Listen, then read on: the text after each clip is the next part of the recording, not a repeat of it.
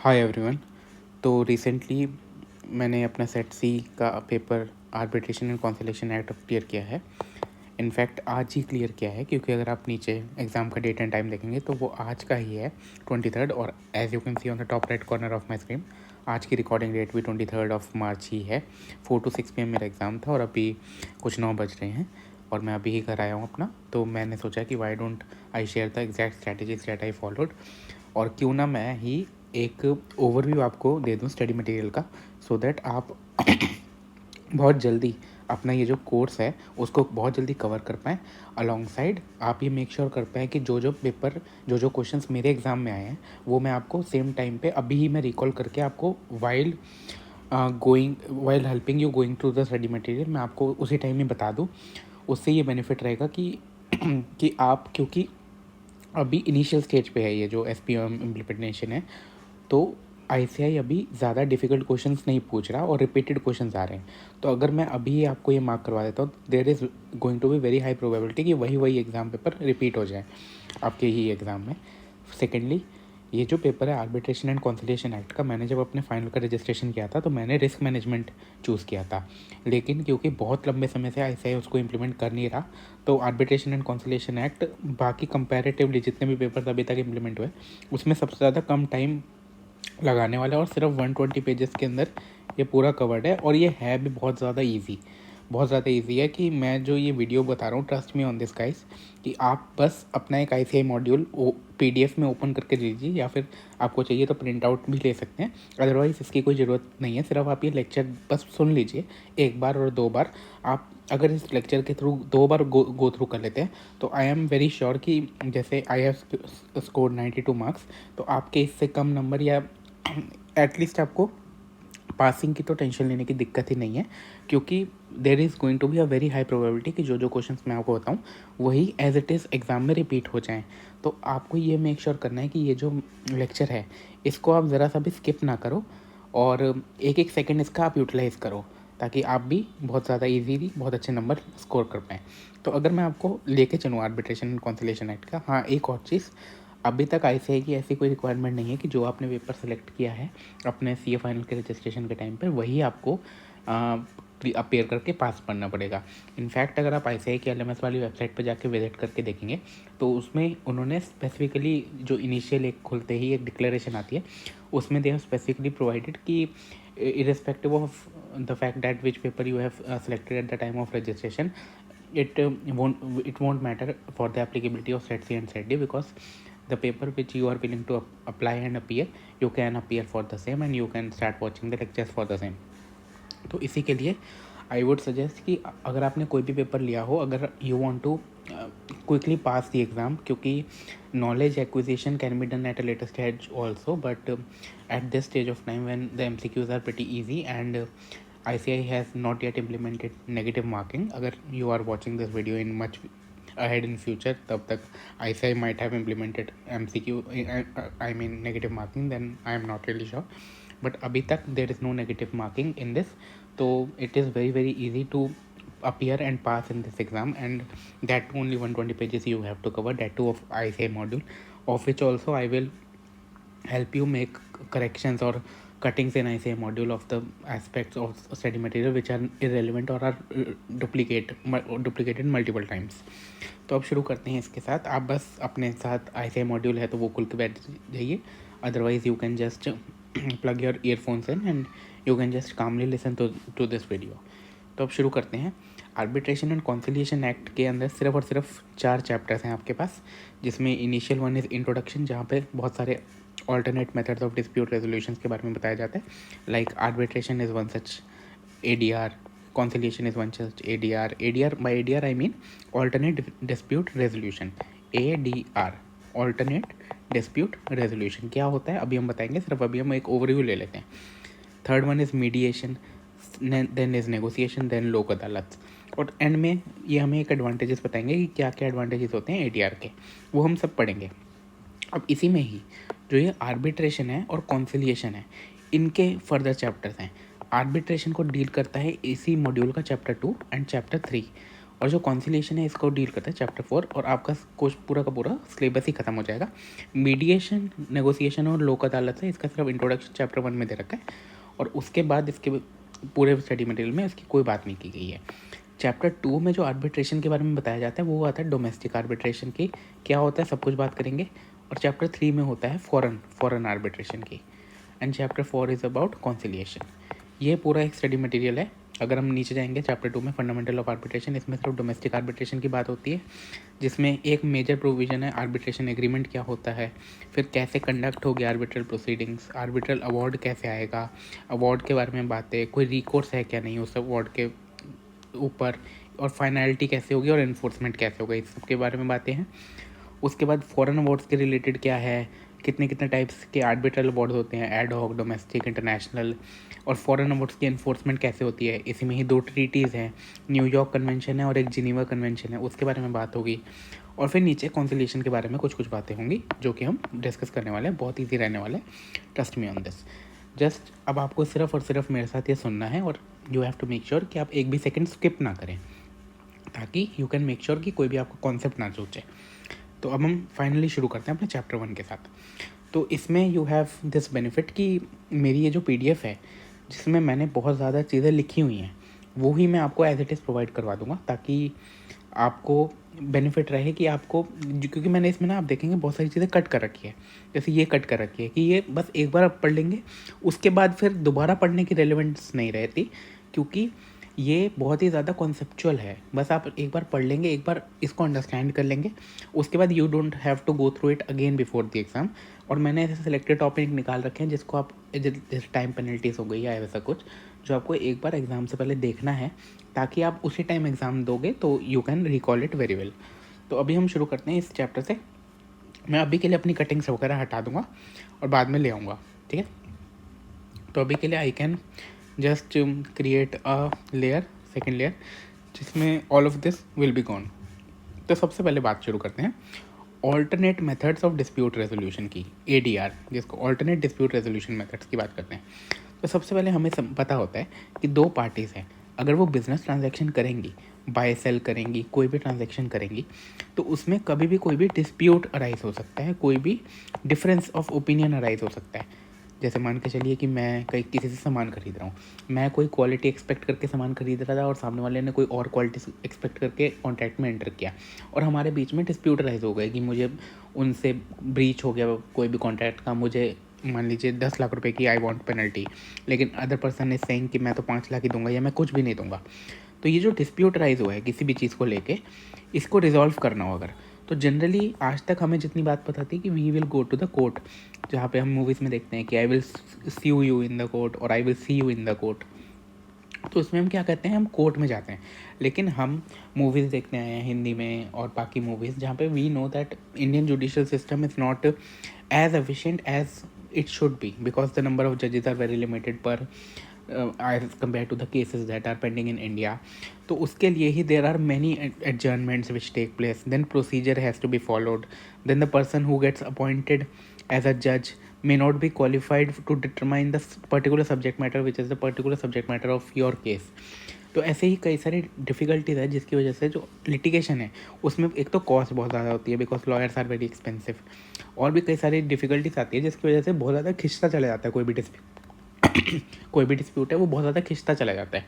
तो इसके लिए ही गवर्नमेंट ने क्या बोला कि क्यों ना अगर आपके पार्टी ए और पार्टी बी के बीच में डिस्प्यूट अराइज हुआ है, तो जैसे हम बचपन में करते थे कि मान के चलिए कि 2 भाई हैं A और B, उनके बीच में लड़ाई हो जाए, तो वो ये थोड़ी ना कि वो कोर्ट में जाके स्यू करते रहेंगे, वो पापा मम्मी को बताएंगे कि पापा मम्मी मेरी इसने ये किया, इसने 2 चॉकलेट लाया था, मेरी ज़्यादा खा गया ये, या फिर मैं कल ये कोल्ड ड्रिंक लाया था, मैं अपने लिए लाया था, ये पी गया बिना मुझे बताए। तो पापा मम्मी सुनते हैं दोनों की बातें और उसी समय एक डिस्प्यूट का रेजोल्यूशन कर देते हैं।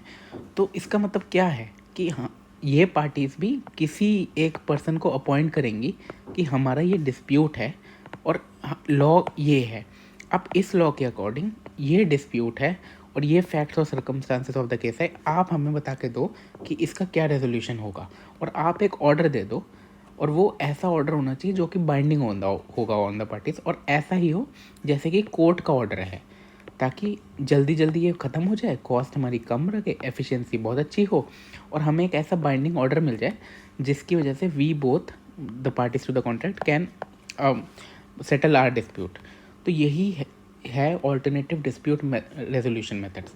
मतलब कि जो नॉर्मल मेथड है जो कि है लिटिगेशन, तो लिटिगेशन का क्या ऑल्टरनेटिव है, क्या करें अगर लिटिगेशन ना करें, कि कोई डिस्प्यूट है उसको सॉल्व करना है, तो क्या ऑल्टरनेट है आपके पास?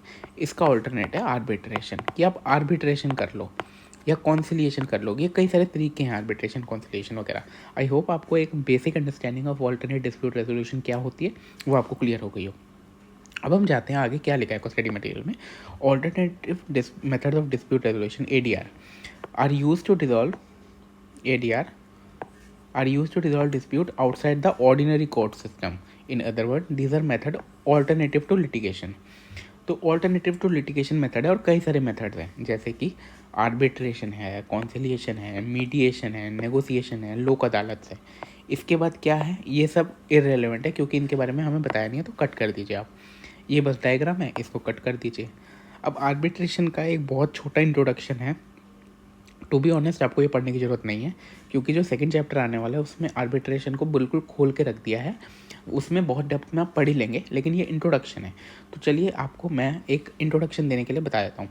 तो एक ऑल्टरनेटिव डिस्प्यूट रेजोल्यूशन का मेथड होता है आर्बिट्रेशन भी। आर्बिट्रेशन में क्या होता है, क्या बोल रहे हैं इसमें, one or more neutral third person is selected. मतलब कि कौन है ये neutral third person? Just like जज, जिसको हम बोलते हैं जज। मान के चलिए एक कोर्ट केस होता है तो उसमें जो जज होता है वो ही हम सेलेक्ट करते हैं इसमें। मतलब कि हम दोनों का डिस्प्यूट हुआ तो हम एक थर्ड पर्सन को, जो कि कौन होगा, न्यूट्रल होगा, जो कि इंडिपेंडेंट होगा, जो कि पार्टीज के साथ कोई रिलेशन नहीं रखता होगा, ऐसे एक बंदे को हम अपॉइंट करेंगे। हम एक को भी अपॉइंट कर सकते हैं और एक से ज़्यादा को भी अपॉइंट कर सकते हैं। थर्ड पर्सन को हम अपॉइंट करेंगे by the disputing parties. Disputing parties appoint करेगी, जो कि हमारे केस को सुनेगा और जो डिसीजन देगा वो बाइंडिंग होगा। बाइंडिंग मतलब हमें मानना ही पड़ेगा उसका डिसीजन। ऐसा नहीं कि वी कैन, मतलब जैसे कोर्ट की एक ऑर्डर आता है, कोर्ट की एक डिग्री होती है जिसको हमें मानना ही पड़ता है, उसी तरह से एक आर्बिट्रेशन का भी एक जो उसका एक डिसीजन होता है, जिसको हम आगे जाके पढ़ेंगे कि आर्बिट्रेशन का डिसीजन को हम बोलते हैं arbitral award. This is the technical name given to the decision by the arbitral tribunal. तो फिर इसके बारे में आर्बिट्रेशन के कुछ फीचर्स के बारे में बताया है। एक तो flexibility in the procedure to be adopted, ये बहुत अच्छा फीचर है। जैसे कि क्या होता है जनरली कोर्ट के केस में फ्लेक्सिबिलिटी, मतलब प्रोसीजर एक डिफाइंड है जिसको कोड ऑफ सिविल प्रोसीजर्स के थ्रू डिफाइन किया गया है। जैसे कि मान के चलिए कि पहले क्या होगा कि 1 महीने का टाइम मिलेगा जहाँ पे नोटिस दिया जाएगा सामने वाली पार्टी को। फिर अगले 3 महीने तक मान के चलिए स्टेटमेंट ऑफ, मतलब क्लेमेंट जो है अपने क्लेम सबमिट करेगा कि मेरे ये क्लेम्स है डिफेंडेंट के अगेंस्ट। फिर डिफेंडेंट को उसकी कॉपी जाएगी, फिर डिफेंडेंट अपने क्लेम सबमिट करेगा, फिर जाके हियरिंग होगी, फिर जाके क्रॉस एग्जामिनेशन ऑफ एविडेंस होंगे। मतलब I don't have any particular idea क्योंकि मैंने भी जस्ट फॉर्म एग्ज़ाम ही दिया है, उसमें जितना I can learn and accumulate my knowledge उतना ही मैं आपको बता पा रहा हूँ। मतलब कि बहुत ही ज़्यादा लंबा और प्रोसीजरल एस्पेक्ट है जिसमें यू डोंट हैव अ से इन द प्रोसीजरल एस्पेक्ट कि मैं ये फॉलो नहीं करना चाहता, तो उसमें यू डोंट हैव अ से इन दिस। लेकिन आर्बिट्रेशन के अंदर यू हैव अ कंप्लीट से। अगर आप बोलोगे कि ये एक पर्टिकुलर प्रोसीजरल एस्पेक्ट है जो कि हमें नहीं करना, हम दोनों पार्टीज़ हैं, we do not want this procedural aspect. जैसे कि फॉर एग्जांपल कोर्ट्स में इंग्लिश में ही बात होगी, ये रूल है मान के चलो अगर, तो फिर you don't have a right to decide whether you want your proceedings to be in English और इन एनी अदर लैंग्वेज। लेकिन आर्बिट्रेशन के अंदर the parties who are disputing parties have the right to choose their language in which the arbitration shall take place and they can choose any language for that matter. तो ये procedural flexibility arbitration के अंदर है। उसके बाद disputing parties have a choice to select their decision makers. अगर हम court में जाते हैं तो जज कौन है, वी डोंट हैव अ से इन दिस, जो जज अपॉइंट होता है हमारे केस के ऊपर। बट आर्बिट्रेशन के अंदर हम ही सेलेक्ट करेंगे कि कौन बंदा होगा जो हमारे केस को सुनेगा और उसके ऊपर एक जजमेंट पास करेगा। फॉर एग्जांपल अगर हमारा केस कोई, मान के चलिए बहुत ज़्यादा टेक्निकल एस्पेक्ट है, जियो के कुछ मोबाइल टावर्स हैं या फिर कोई ऐसा पेटेंट्स के ऊपर कुछ रिलेटेड केस है जिसमें वी डोंट थिंक कि सबको ही एक नॉर्मल लेवल ऑफ एक वो होगी, एक्सपर्टीज़ होगी, जिसमें एक पर्टिकुलर बंदे को एक्सपर्टीज़ है, हम उसको अपॉइंट करके वी वांट कि वो बंदा हमारी चीज़ें सुने, हमारे फैक्ट्स को सुने, हमारे हमारे केसेस को सुने और वो हमारे को रेजोल्यूशन प्रोवाइड करे। तो ये चीज़ आर्बिट्रेशन में हो सकती है। Third and very most important, courts में बिल्कुल भी प्राइवेसी एंड कॉन्फिडेंशियलिटी नहीं होती।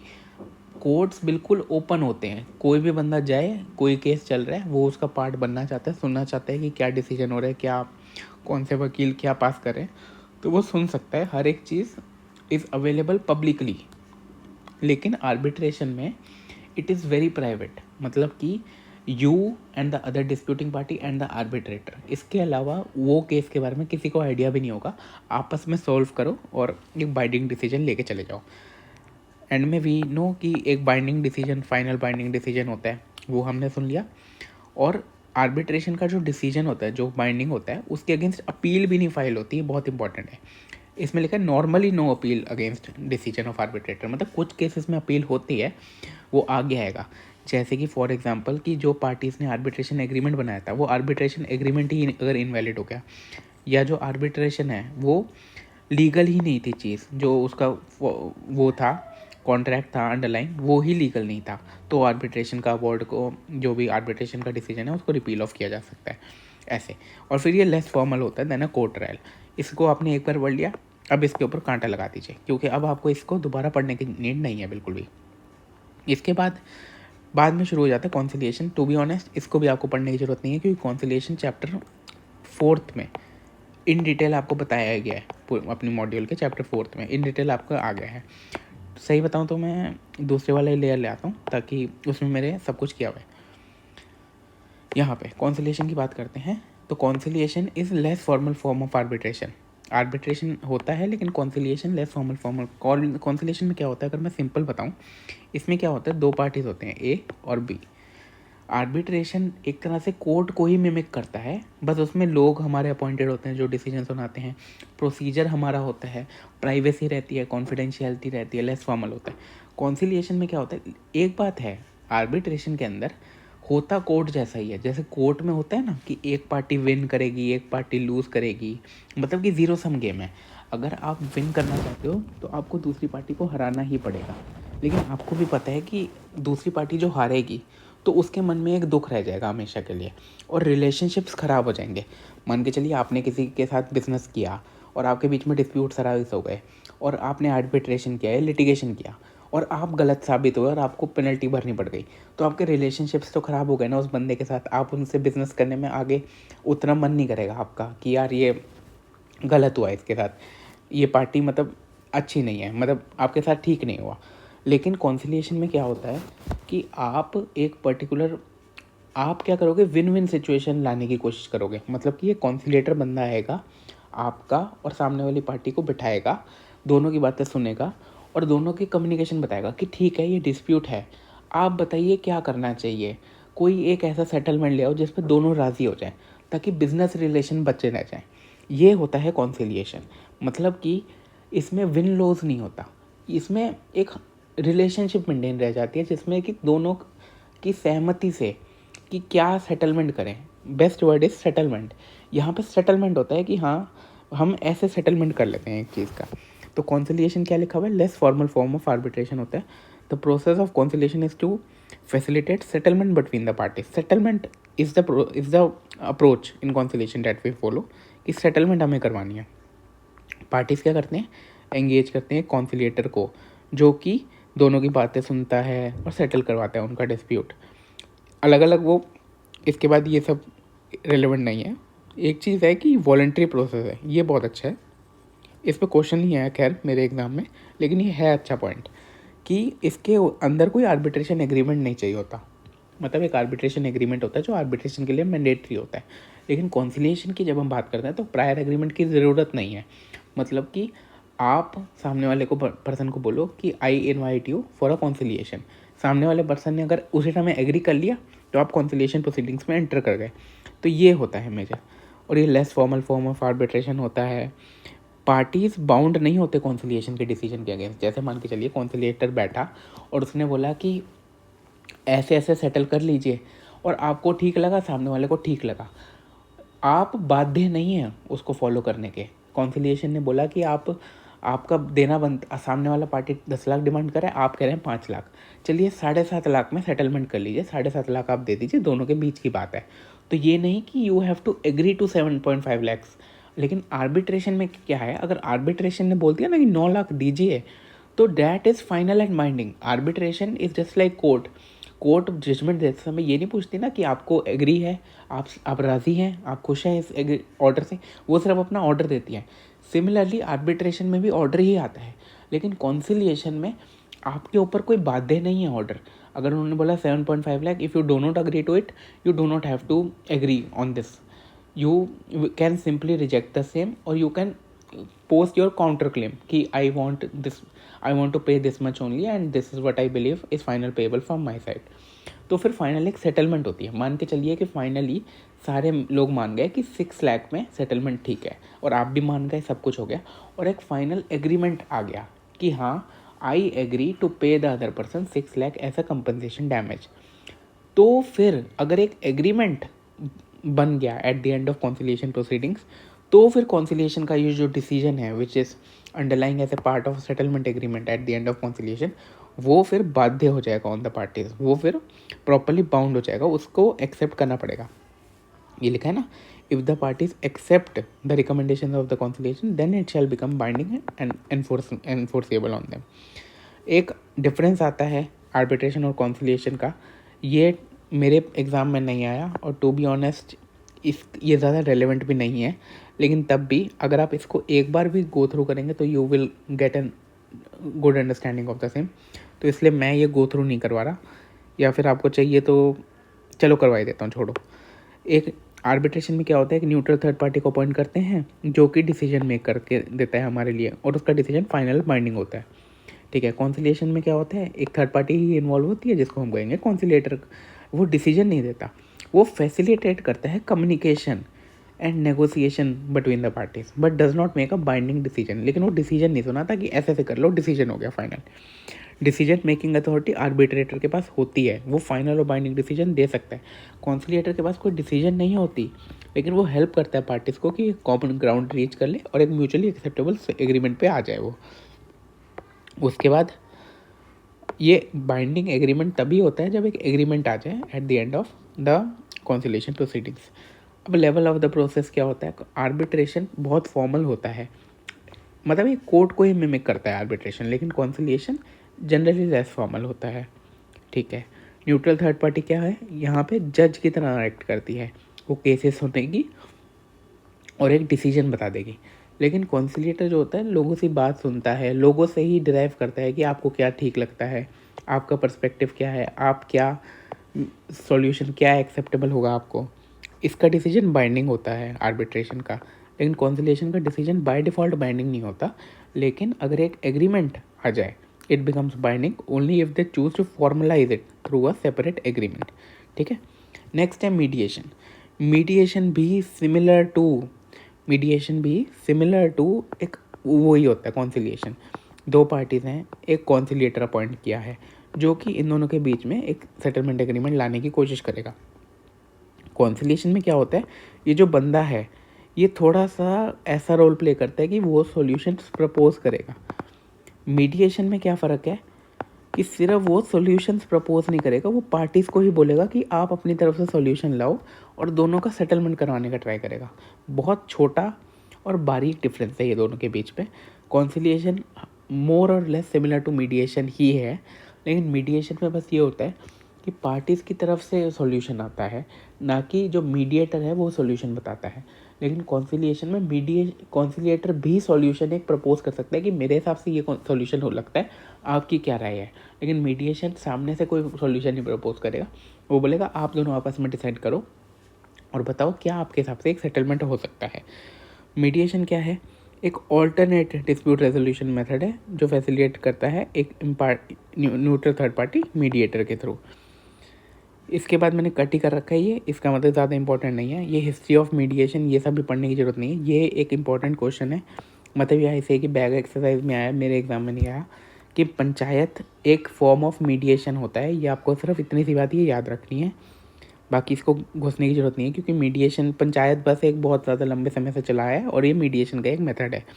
इसके बाद ये सब आपको याद करने की ज़रूरत नहीं है, उसके बाद ये सब भी ज़रूरत नहीं है। हाँ, ये है मीडिएशन वॉलंटरी होता है और सेल्फ डिटरमाइंड होता है। मतलब कि मीडिएशन में सारी पार्टीज़ विलिंगली पार्टिसिपेट करती है और वो पार्टीज़ रिटेन करती है कंट्रोल ओवर द आउटकम। मतलब कि मतलब वो खुद ही प्रपोज करती हैं कि हमें ये मीडिएशन करना है या नहीं करना, और ये प्रपोज़ल होगा हमारी तरफ से।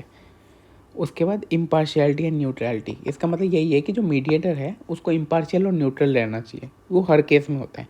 कॉन्फिडेंशियलिटी रहती है उसमें, और एक एक्सप्लिसिट कंसेंट, मतलब कि consent of the parties is required for entering and completing the proceedings under mediation. ये बहुत सिंपल है, ये कुछ भी रेलिवेंट नहीं है, मतलब बहुत ईजी है। इसके ऊपर क्वेश्चंस नहीं आते जनरली, मेरे एग्जाम में नहीं आते।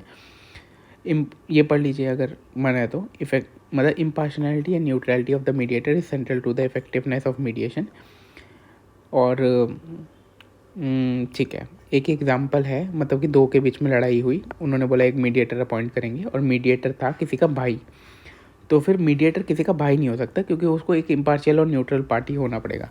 एक बात है कि ये आर्बिट्रेशन हो, कॉन्सिलिएशन हो या मीडिएशन हो, सबके अंदर जो ये पार्टी होती है ना, जो एक न्यूट्रल थर्ड पार्टी है, वो न्यूट्रल तीनों के अंदर होती है।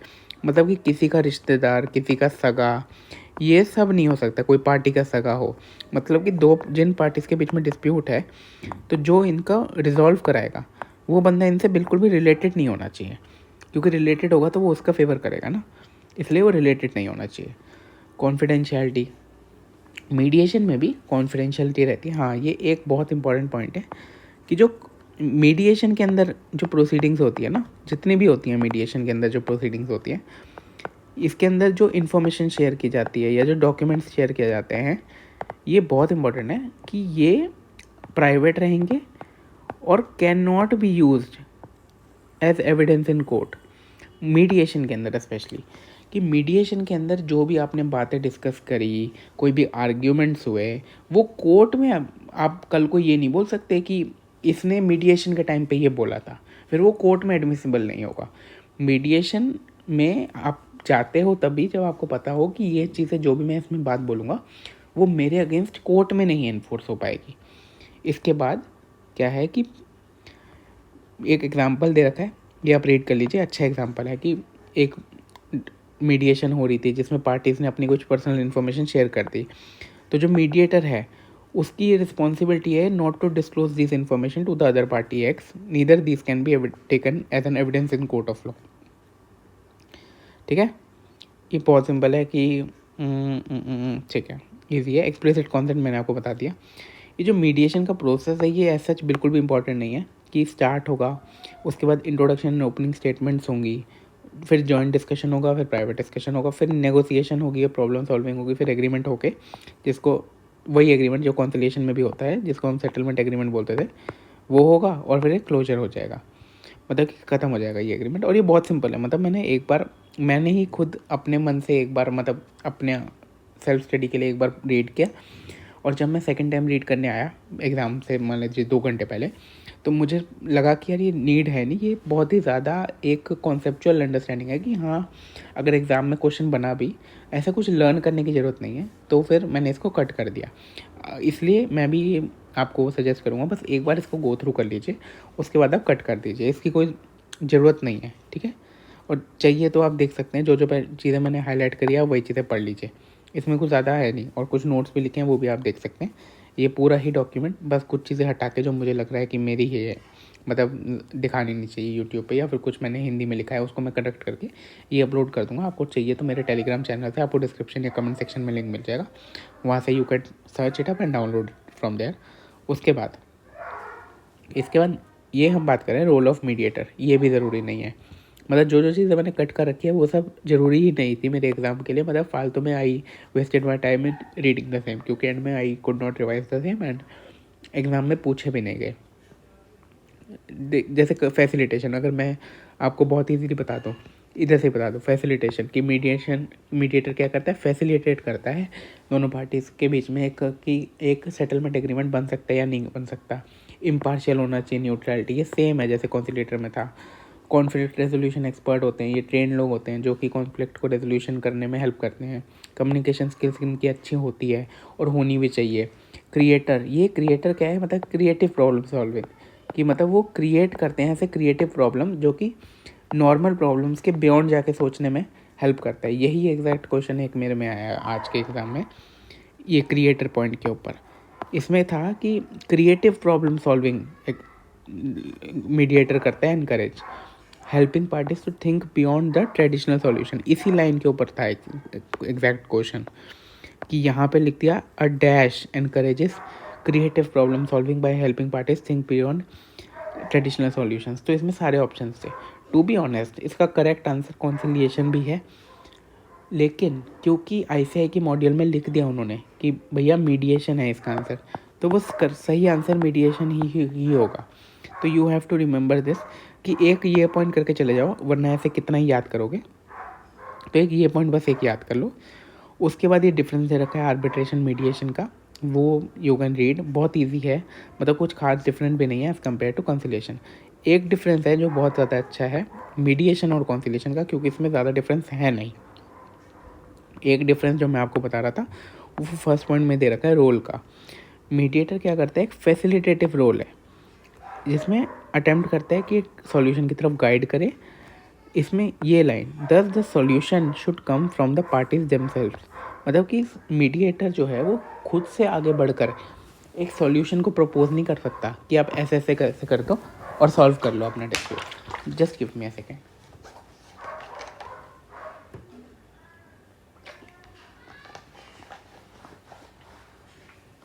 मतलब कि लेकिन कॉन्सिलेटर में क्या होता है, वो इंटरवीनियर, इवेल्युएटर, फैसिलिटेटर सबका काम करता है। वो खुद भी सजेस्ट कर सकता है सॉल्यूशन टू द पार्टीज। ये है कॉन्सिलिएशन की बात। आउटकम दोनों ही में एक एग्रीमेंट होता है, ये बहुत अच्छा पॉइंट है। एक कॉन्सिलिएशन में outcome is a settlement agreement. शायद से इसके ऊपर भी एक क्वेश्चन आया था आज के एग्ज़ाम में, कि सेटलमेंट एग्रीमेंट एक किस में आता है, कॉन्सिलिएशन में सेटलमेंट एग्रीमेंट होता है। हाँ, ये आया था क्वेश्चन कि कॉन्सिलिएशन में जो एग्रीमेंट होता है एंड में, उसको क्या बोलते हैं, तो उसको बोलते हैं सेटलमेंट एग्रीमेंट। मतलब कि, और ये सेटलमेंट एग्रीमेंट भी एक सेक्शन से ड्राइव होता है, जिसको जिसको जो है section 30 of the arbitration and conciliation act 1996, जिसमें कि एक आर्बिट्रल अवार्ड जो कि आर्बिट्रल अवार्ड सेटलमेंट वाला, उसका डिस्कशन किया हुआ है। तो मतलब कि जो सेक्शन 30 में आर्बिट्रल अवार्ड सेटलमेंट वाला है, उसी को ही कॉन्सिलिएशन का भी अवार्ड भी सेम माना गया है, सेम टू सेम, क्योंकि दोनों कॉन्सिलिएशन और आर्बिट्रेशन सेम ही एक्ट गवर्न कर रहा है। तो कॉन्सिलिएशन का भी जो डिसीजन है फाइनल, उसको भी सेटलमेंट एग्रीमेंट माना गया है ऑफ द सेक्शन 30 में जो लिखा हुआ है। ये अभी नहीं समझ आएगा, जब मैं नेक्स्ट चैप्टर आपको एक बार बताऊंगा तब आपको अच्छे से समझ आ जाएगा। अभी बस you can read it and retain it in your mind कि मीडिएशन में तो नॉर्मल एग्रीमेंट होता है एट द एंड, लेकिन कॉन्सिलिएशन में जो एग्रीमेंट होता तो वो नॉर्मल एग्रीमेंट है, लेकिन उसको बोला जाता है सेटलमेंट एग्रीमेंट, या फिर इसको बोलते हैं जैसे मैंने लिखा हुआ है लाइक आर्बिट्रेशन वाला सेटलमेंट एग्रीमेंट अंडर सेक्शन 30, ये सब। उसके बाद जो एग्रीमेंट होता है ये नॉर्मल कॉन्ट्रैक्ट है एज एनफोर्सेबल बाय लॉ, लेकिन हमने अभी भी पढ़ा कोई कॉन्सिलिएशन को same as arbitral award treat किया जाता है बाय सेटलमेंट, तो वो भी एक आर्बिट्रल अवार्ड की तरह ही माना जाता है। कि आर्बिट्रल अवार्ड जो होता है, मतलब डिसीजन ऑफ आर्बिट्रल ट्रिब्यूनल, उसके अगेंस्ट जो जो रेमेडी अवेलेबल है, मान के चलिए आपने आर्बिट्रल अवार्ड एक ड्राइव किया जिसमें यू विन द केस और सामने वाला person is the losing party and you want to enforce this arbitral award, तो अब क्या होगा, you can enforce this arbitral award through various remedies given in this act, कि आप ऐसे एनफोर्स करा लीजिए, ऐसे ये पावर्स रहेंगी। सेम टू सेम कॉन्सिलिएशन में भी होगा, जो कॉन्सिलिएशन का जो अवार्ड है उसको भी सेम पावर्स दी गई हैं। गवर्निंग लॉ अलग है, ये बिल्कुल भी ज़रूरी नहीं है, ये पूछ ही नहीं सकते कभी। बस एक ये है, ये तो आपको बाय द एंड समझ आ जाएगा कि जो कॉन्सिलिएशन है वो part 3 of the arbitration and conciliation act deal करता है। कॉन्फिडेंशियलिटी दोनों में मेंटेन होती है, कोई ज़रूरी नहीं है करने का। और ब्रीच ऑफ एग्रीमेंट, अगर एग्रीमेंट ब्रीच हो गया तो नॉर्मल प्रोसेस फॉलो होगा, क्योंकि इसका नॉर्मल एग्रीमेंट होता है। लेकिन अगर ये वाला ब्रीच हो गया तो ये सेटलमेंट एग्रीमेंट ब्रीच माना जाएगा। तो आर्बिट्रल अवार्ड को इन्फोर्स करने के लिए मैकेनिज्म और रिकोर्स है, वही आपको यहाँ पे भी अवेलेबल हो जाएगा। उसके बाद बात करते हैं नेगोशिएशन। ये कुछ भी नहीं है, कुछ भी नहीं है। ये वो है जैसे हम गए कुछ चीज़ खरीदने कि सर ये शूज़ हैं, कितने के हैं? सामने वाले ने बोला कि ये 4500 के हैं। अब हम तो क्या है, हम ले लेंगे, लेकिन मम्मी हमारे साथ चली है, उन्होंने बोला है कि ये 4500 के शूज़ हैं। मम्मी बोलेगी नहीं नहीं 4500 नहीं, मैं आपको 1000 रुपये दूंगी। तो ये बीच में आके कहीं सेटलमेंट हो जाते हैं। तो ये ही नेगोशिएशन है। You are negotiating. सामने वाला पार्टी बोल रहा है यार I deserve a compensation of 10 lakh. आप बोल रहे हो नहीं यार मैं तो 2 लाख ही दे पाऊँगा, मेरे हिसाब से 2 लाख है। तो यू नेगोशिएट, चलो 10 लाख का कुछ कम कर दो, चलो कुछ कम कर दो। You are exchanging dialogues between one another in order to settle a particular dispute. यही है बस नेगोशिएशन। मतलब कि इसमें थर्ड पार्टी ज़रूरत हो भी सकती है, नहीं हो सकती। अगर आप चाहो कि लॉयर्स भी मेरे साथ बैठें ड्यूरिंग अ पर्टिकुलर नेगोशिएशन, या एक स्किल्ड बंदा जो जिसकी कम्युनिकेशन स्किल्स बहुत स्ट्रॉन्ग हो वो आके साथ में बैठे, तो वो बंदा भी आपके साथ में आके बैठ सकता है नेगोशिएशन के अंदर। बहुत common method of dispute resolution है नेगोशिएशन के अंदर। अगर दोनों में बात हो रही है और कोई डिसीजन थर्ड पार्टी इम्पोज करना भी चाह रही है तो वो नॉन बाइंडिंग होता है जब तक एक एग्रीमेंट ना साइन हो जाए, just like mediation and conciliation. ये भी एक वॉलंटरी प्रोसेस है। इसमें फोकस होता है कि ऑनेस्ट कम्युनिकेशन होनी चाहिए, तभी जाके एक प्रॉपर आप नेगोशिएशन कर पाओगे। इसमें कोई प्रोसीजर तो एप्लीकेबल है नहीं ना, क्योंकि आप घर पे बैठ के अपना आपस में एक नेगोशिएशन कर रहे हो, मोल भाव कर रहे हो, तो उसमें क्या मतलब कोई प्रोसीजर तो है नहीं, तो आप फ्लेक्सिबल हो। आपको जब मन करे, जो आपको मोड कन्वीनियंट लगे उसमें आप कर लो। और म्यूचुअल एग्रीमेंट के बाद ही ये नेगोशिएशन होता है कि we agree to negotiate this thing, तो हम नेगोशिएट कर सकते हैं। ये सब ज़रूरी नहीं है बिल्कुल भी। ये प्रोसेस बता रखा है कैसे होता है कि पहले प्रिपरेशन होती है, आप अंडरस्टैंड करते हो मैटर को, उसके पॉइंट्स बनाते हो दिमाग में, अगले दिन जाते हो अपनी ओपनिंग स्टेटमेंट देते हो कि ये पूरा केस है, ये हम डिजर्व करते हैं। फिर बार्गेनिंग होती है और कंसेशन होते हैं, हम कुछ चीज़ें छोड़ते हैं, सामने वाले से छुड़वाते हैं, फिर क्लोजर हो जाता है एक एग्रीमेंट कि हाँ हाँ ये ठीक है। इसके बाद role of negotiator, effective communication होता है, high emotional intelligence, creative solution, बहुत ईजी है, ये कुछ भी नहीं है, आप एक बार रीड करेंगे। Importance of negotiation in ADR कोई रेलेवेंट नहीं है बिल्कुल भी, बहुत इजी है ये। कोई भी मतलब आप बस एक बार रीड करेंगे, उसके बाद आप भी इसको कट कर दीजिएगा, क्योंकि ये बहुत इजी है। इन पे क्वेश्चंस नहीं बनते एग्ज़ाम में। इजी तो पूरा ही है, बस ये पेजेस भरने के लिए बहुत बड़ा मॉड्यूल बना रखा है, अदरवाइज तो बहुत छोटा कंटेंट है इसके अंदर। आर्बिट्रेशन और नेगोशिएशन का जो डिफरेंस है वो एक बार बता देता हूँ। आर्बिट्रेशन में आपको पता ही है कि ये ना बार बार आप देखेंगे, अगर आप एक बार रीड करेंगे ना, ये चीज़ें रिपीट हो रही हैं आर्बिट्रेशन की, तो आपको ही पता हो जाएगा कि हाँ आपको बस एक आइडिया लेना है, you don't have to learn. क्योंकि आपको पता है कि ICAI ने जो सेट A है और B है उसमें स्पेसिफिकली बोल रखा है कि आपकी अच्छी नॉलेज टेस्ट होगी, कि उसमें they want to test your actual knowledge, अच्छी नॉलेज, अच्छे क्वेश्चंस आएंगे। लेकिन जो C और D है उसमें उनको सिर्फ एक बिगिनर्स नॉलेज चेक करनी है, एक नॉर्मल नॉलेज, मतलब कि बहुत इजी चीज़ें ही पूछेंगे वो लोग। बिल्कुल इन डेप्थ आप सोचो कि जहाँ पे लॉ ही क्लियर नहीं है वो पूछ लेंगे कि आपका क्या स्टैंड है, या फिर इंटरप्रिटेशनल एस्पेक्ट्स की 10 प्रोविजंस हैं, इसका क्रॉस इंटरप्रिटेशन कि कैसे कैसे इंटरप्रिटेशन, वो चीज़ें आएंगे ही नहीं इसमें। मतलब कि पॉसिबल ही नहीं है ये चीज़ पूछना। तो बहुत ही ज़्यादा सिंपल एग्जाम रहने वाला है, सिर्फ आप एक बार रीड करेंगे ये चीज़ें बहुत इजीली क्लियर हो जाएंगी। नेगोशिएशन में ज़रूरी नहीं है कि एक थर्ड पार्टी हो, मे और may not involve a third party. Direct communication होता है generally between the parties in conflict without the presence of a neutral facilitator, इसमें नहीं होता। लेकिन third party such as lawyers या मीडिएटर्स, इनको रखा जा सकता है कि हाँ आप ही हो। डिसीजन मेकिंग अथॉरिटीज़ आर्बिट्रेशन में तो आपको पता ही है, आर्बिट्रेशन वाले के बंदे के पास होता है जो आर्बिट्रेशन का आर्बिट्रल ट्राइब्यूनल होता है जो। लेकिन यहाँ पे किसी और के ऊपर डिसीजन मेकिंग का वो नहीं होता। जो सामने वाला बंदा होता है, जो पार्टीज डिस्प्यूट में होती हैं, वो जो नेगोशिएशन में पार्ट ले रही होती हैं, उनके ऊपर होता है कि वो क्या डिसीजन लेना चाहते हैं। फॉर्मेलिटी ऑफ द प्रोसेस ये ज़्यादा फॉर्मल होता है। ये फॉर्मल भी हो सकता है, इनफॉर्मल भी हो सकता है, डिपेंडिंग ऑन द कॉन्टेक्स्ट। मान के चलिए लॉयर से इन्वॉल्व कर लिया दोनों पार्टीज़ ने, और एक बंदा बैठा हुआ है न्यूट्रल थर्ड पार्टी जो कि सुन रहा है, देख रहा है कि कहीं कुछ गलत तो नहीं हो रहा, तो बहुत फॉर्मल हो गया। अदरवाइज़ दोनों ने सोचा कि वी विल मीट इन अ बार और ड्रिंक्स करते हुए एक डिसीजन को अराइव कर लेंगे, तो वो भी ठीक है, इनफॉर्मल प्रोसेस है।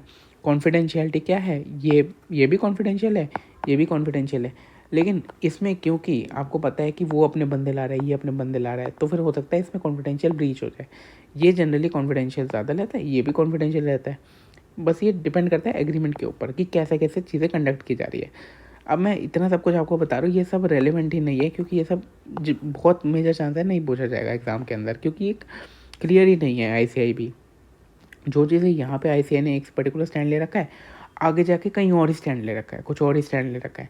तो ऐसा भी कई बार कई जगह पे हुआ है, जैसे कॉन्सिलिएटर के ऊपर ये बात है कि कॉन्सिलिएटर का जो डिसीजन है वो बाइंडिंग नहीं होता पार्टीज़ के ऊपर। यहाँ पे बोल रहे नहीं होता, बीच में कोई बोल देंगे होता है, फिर बोल देंगे नहीं होता। तो एक हमने स्टैंड पकड़ के चल गया कि जनरली नहीं होता, लेकिन अगर एक एग्रीमेंट फॉर्म हो जाए एट द एंड तब जाके बाइंडिंग होता है। इसी तरह से कई सारी ऐसी चीज़ें जहाँ पे मल्टीपल चीज़ें लिखी हुई हैं, तो फिर वो चीज़ आप एक स्टैंड ऐसे मैं ही बनवा दूंगा आपका कि आप जो चीज़ फॉलो करके एग्ज़ाम में जाएंगे और जो कि आप मतलब कि फॉलो करेंगे एग्ज़ाम में, और वही ठीक होगा। उसके बाद फाइनलिटी की आर्बिट्रल अवार्ड फाइनल होता है, इसका outcome not necessary final unless an agreement is reached. मतलब ये वाला स्टैंड आई का बिल्कुल ठीक है, जो कि फाइनल आप यहाँ पे ले रखा है। ये अच्छा पॉइंट है एडवर्सेरियल और कोलैबोरेटिव। इसका मतलब क्या होता है, वही विन लूज जो मैंने आपको बताया ना। एडवर्सेरियल मतलब विन लूज, मतलब कि एक पार्टी विन करेगी दूसरी पार्टी लूज करेगी, और कोलैबोरेटिव क्या होता है, दोनों विन विन। तो ये आर्बिट्रेशन भी एडवर्सरियल ही होता है, just like litigation, resembling a simplified court trial where each party represents its case to arbitration who makes a decision based on presented evidence। लेकिन ये जो है नेगोशिएशन, ये ज़्यादा कोलैबोरेटिव होता है। Parties work together to find a more acceptable terms while there may be differences and conflicts, and एक voluntary agreement reach करने का एम्फेसिस होता है। मीडिएशन नेगोशिएशन करने की ज़रूरत नहीं है, बहुत ईजी है, एक बार पढ़ लेंगे बस you will your self cut it, कि आगे से पढ़ने की ज़रूरत नहीं है, ये सब कुछ ज़रूरत नहीं है। फाइनली इस चैप्टर का लास्ट टॉपिक है लोक अदालत। लोक अदालत कुछ नहीं है यार, लोक अदालत कुछ नहीं है। लोक अदालत मतलब पीपल्स कोर्ट, मतलब कुछ नहीं है, कुछ भी नहीं है इसका मतलब कि आप एक कोर्ट में गए एक डिसीजन के पास, एक डिस्प्यूट को लेकर। कोर्ट क्या बोलेगा कि यार ये लोक अदालत है, यहाँ चले जाओ, पहले आपको वो रेफ़र कर देगा। और आप लोक अदालत में गए, वहाँ पे क्या है, मतलब कि यहाँ पे मीडिएशन एंड कॉन्सिलिएशन को यूज़ किया जाएगा। मीडिएशन एंड कॉन्सिलिएशन को यूज़ किया जाएगा दो पार्टीज़ के बीच में जो डिस्प्यूट है उनके बीच में सेटलमेंट कराने के लिए। मतलब कि कोर्ट का बाहर कम करके यहाँ भेज दो लोगों को, जो भी छोटे छोटे केसेस हैं जो कि ऐसे सेटल हो सकते हैं उनको यहाँ भेज दो, ताकि ये ऐसे करा के सेटल करवा दे पार्टीज़ में, और कोर्ट के ऊपर जो प्रेशर है वो कम पड़े। आइए पढ़ लेते हैं। लोक अदालत मीनिंग पीपल्स कोर्ट, ये आपको याद रखना है क्योंकि इसके ऊपर एक MCQ ICAI के मॉड्यूल में पूछ रखा है, एग्जाम में नहीं आया मेरे आज। Are distinctive feature of Indian legal system established to provide accessible and swift justice operating under the legal services authorities act of 1987। Lok Adalat focus on ADR through mediation and conciliation. ये भी इंपॉर्टेंट है कि कौन से मेथड को follow करता है, mediation and conciliation को फॉलो करता है। इसके ऊपर मतलब एक इनडायरेक्ट क्वेश्चन आ सकता है जो कि एक मॉड्यूल के अभी मैं दिखाऊंगा MCQ में भी कवर्ड है। वो है कि alternate dispute resolution through mediation conciliation. एक क्वेश्चन आया, मान के चलो कि लोक अदालत का जो डिसीजन होता है वो बाइंडिंग हो सकता है क्या पार्टीज पे, तो ये कहीं नहीं लिखा हुआ। लेकिन आपको पता है कि क्योंकि लोक अदालत फोकस करती है थ्रू मीडिएशन एंड कॉन्सिलिएशन, और मीडिएशन और कॉन्सिलिएशन में जनरली जो डिसीजन होता है वो बाइंडिंग नहीं होता ऑन द पार्टीज, अनलेस वो एग्री करें, एक एग्रीमेंट ड्राफ्ट कर ले। कॉन्सिलिएशन में जो सेटलमेंट एग्रीमेंट होता है, ऑन मीडिएशन पे जो एक नॉर्मल एग्रीमेंट होता है एट द एंड जो आता बनता है, जब तक वो ना हो तब तक डिसीजन इज नॉट बाइंडिंग। उसी तरह से लोक अदालत का भी डिसीजन बाइंडिंग नहीं होगा।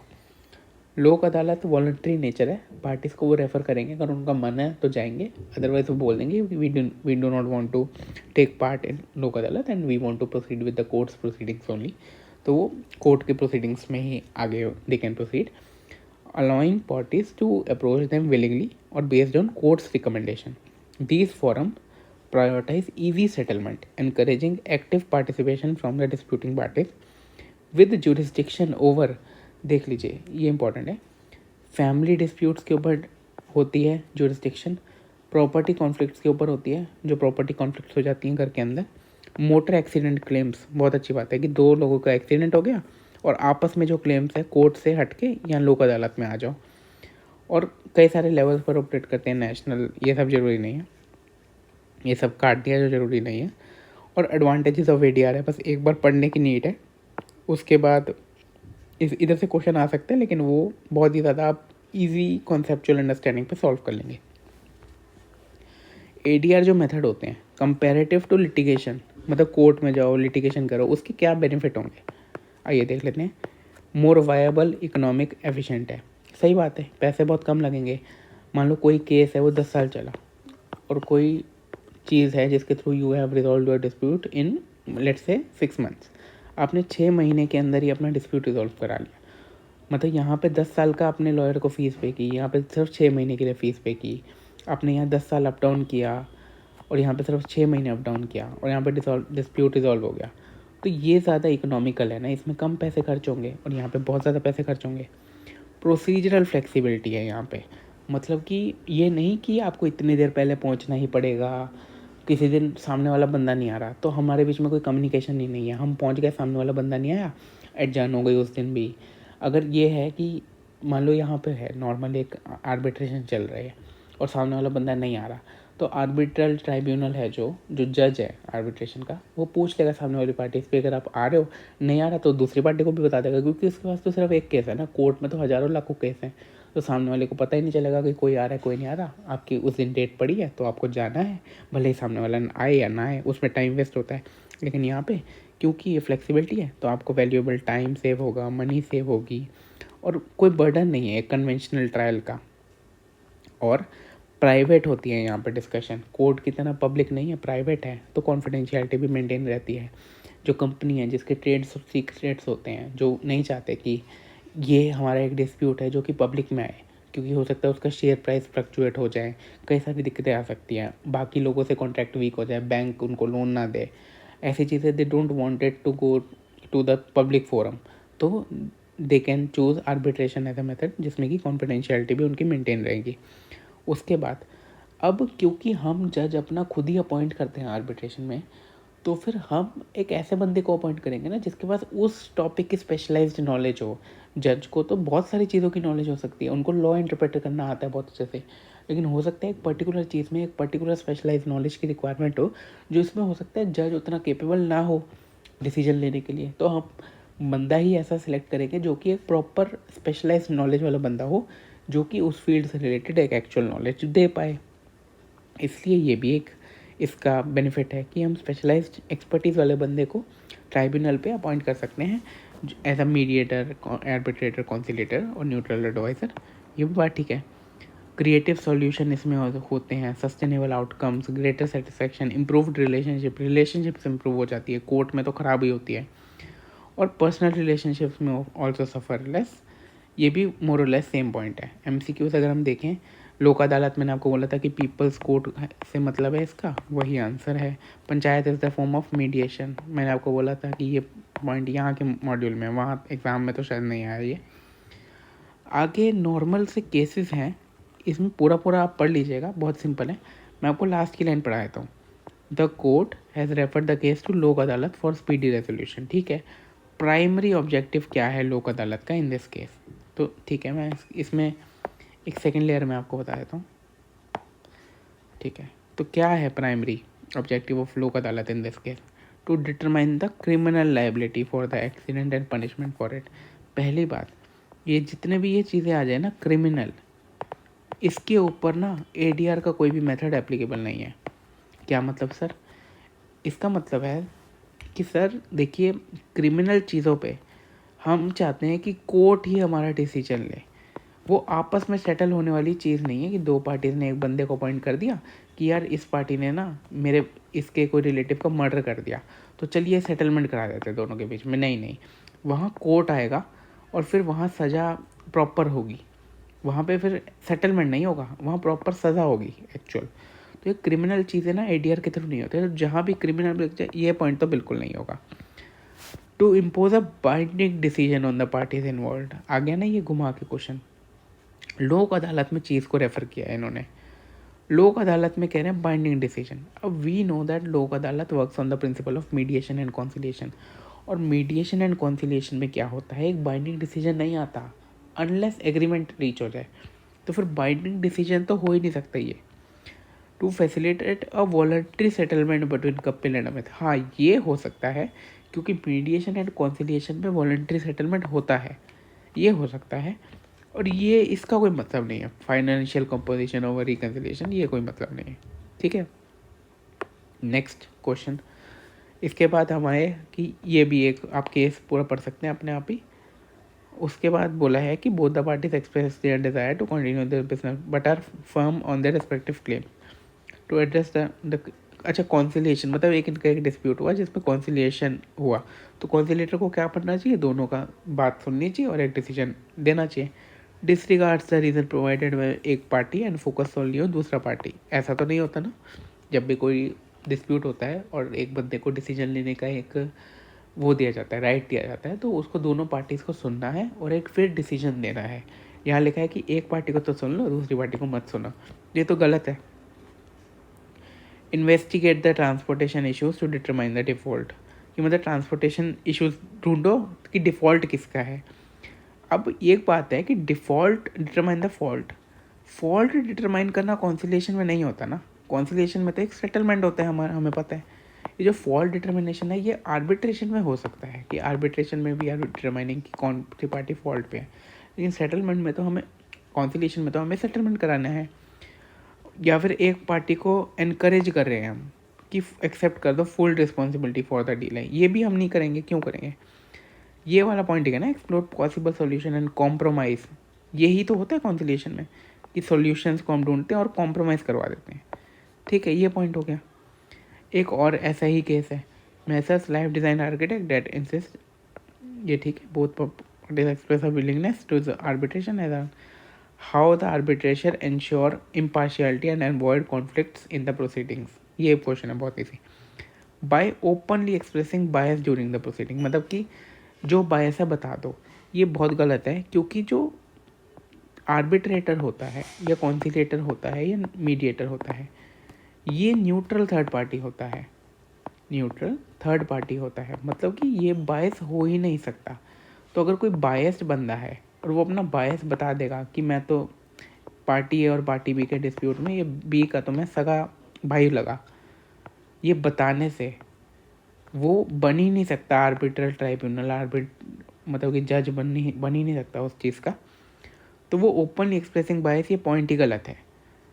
ये ठीक हो सकता है bye maintaining a transparent and fair decision making process by favouring a party with stronger legal argument, ये कुछ मतलब नहीं है कि जो पार्टी स्ट्रॉन्गर उसको फेवर करेंगे, नहीं, हर एक चीज़ हर एक केस को ट्रांसपेरेंट एंड फेयर मैनर में कंसिडर करना होता है। By disregarding evidence that contradicts one party's claims, एक पार्टी के क्लेम को जो दूसरा एविडेंस गलत ठहराता है उसको कंसीडर ही मत करो, मतलब ये तो बहुत ही ज़्यादा सिंपल एमसीक्यू है जिसका मतलब ही नहीं है। ये है, अगर हम अपने आंसर चेक करें तो फिफ्थ का है बी, जो कि ये रहा ठीक है हमारा, उससे पहले का है डी, फोर्थ का जो ठीक है, उससे पहले का है सी, थर्ड का C to facilitate a voluntary settlement, वो भी ठीक है, सेकंड का सी और फर्स्ट का डी, सी और डी, जो कि हम देख चुके हैं कि लोक अदालत पीपल कोड होता है और panchayat is a form of mediation. तो इसके साथ हमने अपना ये फर्स्ट चैप्टर कंप्लीट कर लिया है, बहुत ही ज़्यादा सिंपल है। अभी I would just request you, एक बार बस रीडिंग ले लो अपने ये फर्स्ट चैप्टर की, एक बार सिर्फ खुले दिमाग से जो पढ़ रहे हो उसको अंडरलाइन कर लो, और आपको अगर लगता है कोई चीज़ या रिटेन करने की ज़रूरत है एग्ज़ाम के लिए तो उसको हाईलाइट करके रख दो, अदरवाइज़ कट ही कर दो, क्योंकि मैं आपको ये तो श्योरिटी दे रहा हूँ कि मेजॉरिटी ऑफ द चीज़ें आपको याद करने की ज़रूरत नहीं पड़ेगी। बस एक बार आपने रीडिंग ले ली, एक कॉन्सेप्चुअल अंडरस्टैंडिंग अपने दिमाग में बैठा ली, उसके बाद आप एग्ज़ाम में ऑटोमेटिकली ही जो प्रोविज़न है वो रिकॉल कर पाओगे और एग्ज़ाम दे पाओगे। और इसके अलावा मैं आपको ये मेक श्योर करना चाह रहा हूँ कि आपने स्कोर कार्ड देखा जिसमें 92 हैं, उसमें आप भी बहुत ज़्यादा इजीली 92 मार्क्स ला सकते हैं। अभी जो नेक्स्ट चैप्टर्स हैं 2, 3, 4 वो मैं तब अपलोड करूँगा, देखता हूँ जैसे कि रिस्पॉन्स आएगा इसके ऊपर, because I also do not want to waste my time, क्योंकि अभी अलॉन्ग विथ दिस मेरे को अपना फोर्थ वाला सेट भी प्रिपेयर करना है। तो अगर इस पे रिस्पॉन्स अच्छा रहता है, मतलब लोग अगर लाइक कर रहे हैं इसको और चाहते हैं कि और भी वीडियोज़ आएँ, तो टू बी ऑनेस्ट मैं एक ही दिन में सारी रिकॉर्ड करके डाल दूँगा, लेकिन it is dependent upon the response जो आता है। बस आपको ये ICIM मॉड्यूल एक बार पढ़ लेना है, और ये टू बी ऑनेस्ट आपने जो भी पेपर सेलेक्ट कर रखा है उसको छोड़ो, सेट सी में ये वाला पेपर उठाओ और जल्दी जल्दी 2 दिन में ख़त्म करके ये वाली वीडियोस देख के ख़त्म करो और अपना पेपर निकालो। और यही था इस वीडियो के लिए। आपको अगर आगे और पार्ट्स चाहिए तो आप इसको लाइक करिए या कमेंट सेक्शन में you can request, depending upon the response मैं आप अपलोड करने का देखता हूँ। चलिए bye bye, thank you, all the best for your exam, wish you very good and very much luck for your upcoming future examination and for the future. Bye bye.